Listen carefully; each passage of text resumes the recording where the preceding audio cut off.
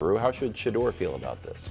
Look, Shedeur has not, as much as I like him, and I'm the Shedeur guy on this show, he has not earned the right at this point to feel any way other than I got to compete. Like, I have to compete. I have to go out there and win this job. Whether they bring in Malik Willis, they draft Ty Simpson or whoever, or it's me and Dylan Gabriel and maybe Deshaun Watson, I have got to compete. Now, I think he will get a fair shot this year. Outside looking in, I don't think Stefanski was high on him. He obviously let him play at the end of the year, but I think Monken will give him a much more fair shot than Stefanski did. I think if, he'll watch Shedeur, and if he outplays guys in training camp, he'll get the job, and they'll craft the offense around his strengths. So I think that's the best he can hope for. He didn't get drafted first like Cam Ward. All right, he didn't light it up. He had the great game against Cam Ward in Tennessee, but overall in those 7 games or whatever it was, he didn't light it up. His numbers are pretty dreadful, but he showed you enough flashes that with a coach that believes in him, with an offense that gives him a shot, I think he definitely deserves a chance to start and earn that job in training camp. So I think that's the most he can hope for. I do want to say something about Deshaun Watson, but if you want to go first, Nick, on Shedeur. No, go, bro. Go ahead. I just think that's interesting. Like, Deshaun Watson is, I think, 30 years old. We all know how great he was with the Texans. We all know what he went through off the field, and none of us obviously condone that. But, hey, the league has, I'm not judging the guy's character. I wonder, can he still play?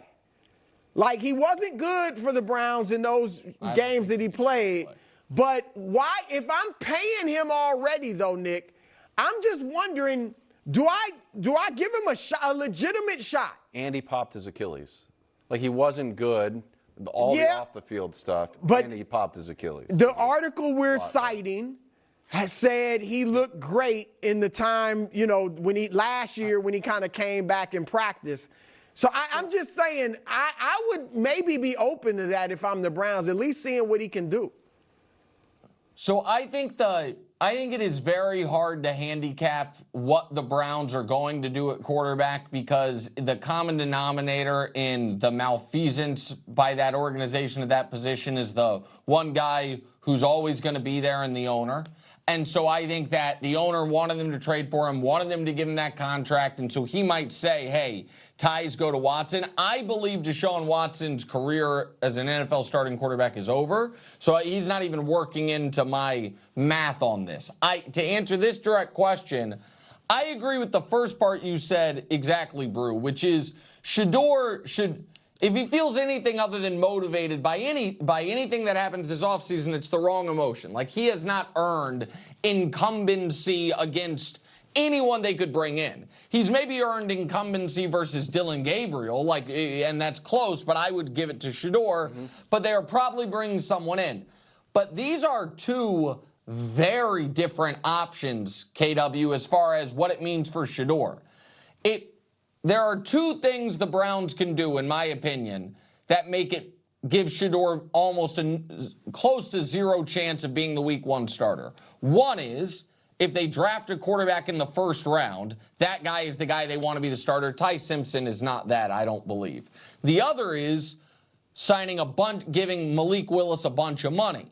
If they draft a quarterback in round 1 or sign Malik Willis, that guy is their quarterback. Anybody that is drafted after round 1, which is what I think Ty Simpson would be, that's an open competition with Shedeur that Shedeur has the experience edge in. Yeah, that essentially sums up my perspective on the situation. Let me break this down clearly.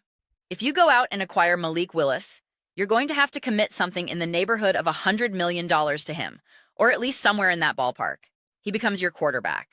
That's just the reality of that financial commitment. If you bring in Malik Willis, the organization is making a definitive statement that he is their starter. Similarly, if you invest a first-round draft pick in Shedeur Sanders, or even a second-round pick, you're declaring that this is the guy you believe will be the face of your franchise. You don't use a second-round selection on a quarterback and then turn around and say it's just an open competition between him and some other guy. That's not typically how these situations unfold. And quite frankly, that's not sound business practice either. Make no mistake about what happened in Philadelphia. The Eagles absolutely wanted to retain Carson Wentz. That was their plan. That's the reason they moved on from Doug Peterson. The intention was never to have Jalen Hurts take over the reins. That was not part of the original blueprint. So these situations are always more complex than they appear on the surface. Now, I'm not suggesting that Shedeur has automatically earned anything in this league, right? Because the fundamental foundation of sports is competition. There's no inherent sense of entitlement or guaranteed equality. It's simply about performance. If you go out and ball, you ball. If you can play at a high level, you play. If you earn that spot on the field through your performance, you get to keep it. I always emphasize this point.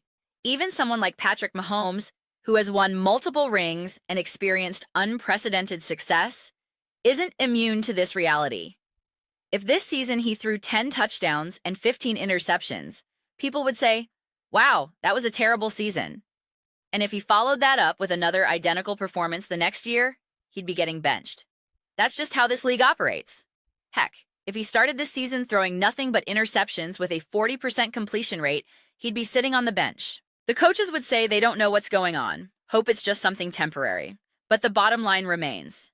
It doesn't matter who you are or what you've accomplished. So certainly, Shedeur Sanders doesn't possess some solidified, undeniable starting spot in the NFL based on name recognition alone.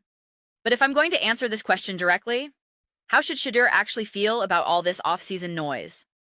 To me, the honest answer is uncomfortable. And here's why. It signals that the organization isn't already operating from a place of complete confidence. They're not saying, hey, we believe we can build around Shedeur, and we're going to do everything in our power to support his development. When you go out and allocate significant resources to acquire Malik Willis, you're essentially saying the opposite about Shedeur. You're hedging your bets. If you then turn around and waste a high draft pick on another quarterback like Jackson Dart, you're now sending an even clearer message. You're basically saying, yeah, we're honestly kind of leaning more toward this new guy because instead of drafting someone to help our current quarterback succeed, we're drafting his replacement. Think about the opportunity cost here. Instead of drafting another quarterback, you could be selecting literally any other position. Name the position you think needs upgrading. Name whatever area you believe is important. A second-round pick carries significant value. A first-round pick is obviously even more precious. And given where the Browns are drafting in this particular class, if they genuinely believed in Shedeur, they could do some serious damage building around him. They could absolutely fortify this roster in meaningful ways. For sure they could. So that's why I land on uncomfortable. And based on how Shedeur has talked previously, you got the sense that he felt confident about his standing within the Cleveland Browns organization. The assumption was that they'd be moving forward with him as their guy. At the very least, he'd get this year to prove himself. Even the coach has said they wanted to draft him originally. You know, all that positive rhetoric. But when you start making decisions that contradict that message, that's when the discomfort creeps in. And I don't mean uncomfortable in the sense of him being insecure right now in this moment. I mean uncomfortable as in the realization that nothing is solidified. This isn't a situation where the Cleveland Browns are spending these next few months figuring out how to optimize Shedeur Sanders. They're not asking themselves how to build this team in a way that enhances his specific skill set. That's just not what they're doing with these moves. Think about it using Caleb Williams as a reference point. First overall pick.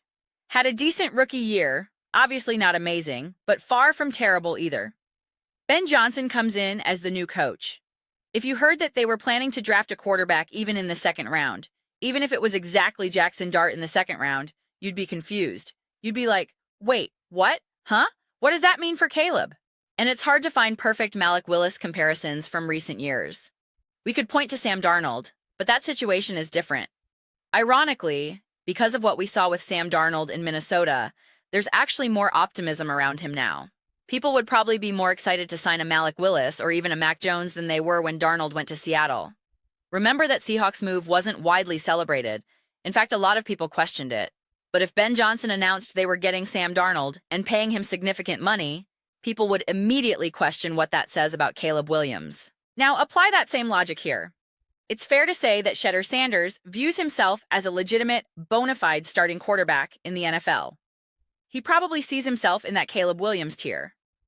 That's why I use Caleb as the reference point. So when asking how Shedeur should feel about these off-season rumors, the answer is uncomfortable.